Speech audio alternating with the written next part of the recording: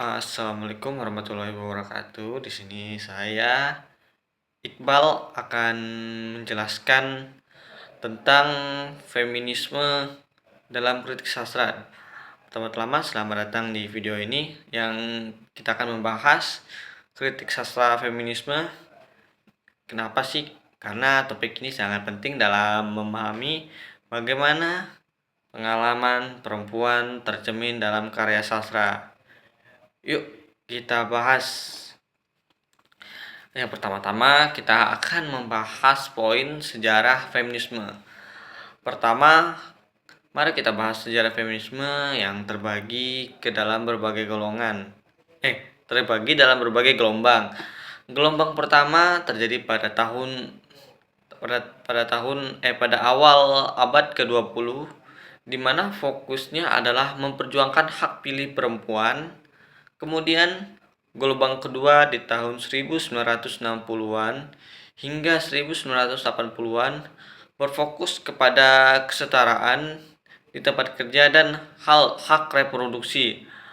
Gelombang ketiga berlangsung di tahun 1990-an hingga awal 2010-an, di mana konsep interseksualitas dan perjuangan melawan kekerasan seksual mulai muncul. Dan yang terakhir, gelombang keempat yang dimulai pada tahun 2010-an hingga di mana media sosial menjadi sarana penting dalam memperjuangkan feminisme. Selanjutnya kita akan masuk dalam pengertian kritik sastra. Di sini kritik sastra feminisme. Kritik sastra feminisme adalah pendekatan untuk memahami dan mengkaji bagaimana perempuan tercermin dalam berbagai sastra, termasuk novel. Pendekatan ini bertujuan untuk membongkar bias gender dan memberikan perspektif baru dalam melihat karya sastra. Selanjutnya kita akan masuk pada poin ragam kritik sastra feminisme. Berbagai ragam kritik sastra telah berkembang, seperti kritik feminisme psikologis yang berfokus pada perempuan yang digambarkan dalam sastra berdasarkan teori psikologis.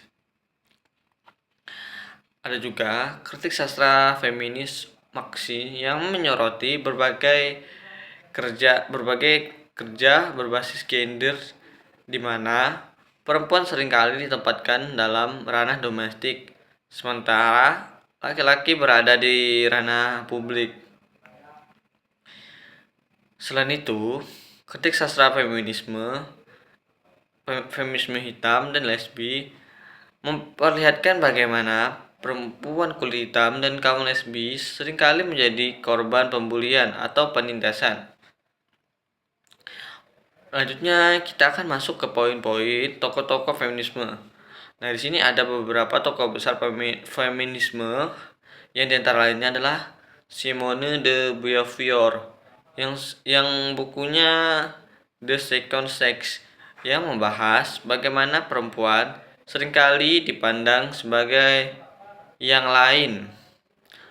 Ada juga Betty Friedan yang beranggapan bahwa perempuan tidak aktif karena budaya patriarki.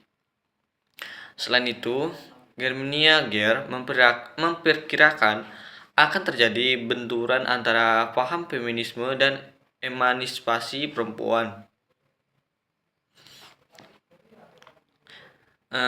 Itu tadi penjelasan singkat mengenai kritik sastra feminisme. Semoga bisa menambah wawasan kita semua dalam memahami peran perempuan dalam sastra.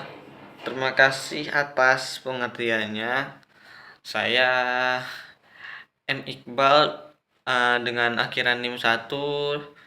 Dengan ini menjelaskan tadi ya tentang kritik sastra dalam feminisme yang menyangkut perempuan dan penindasan perempuan.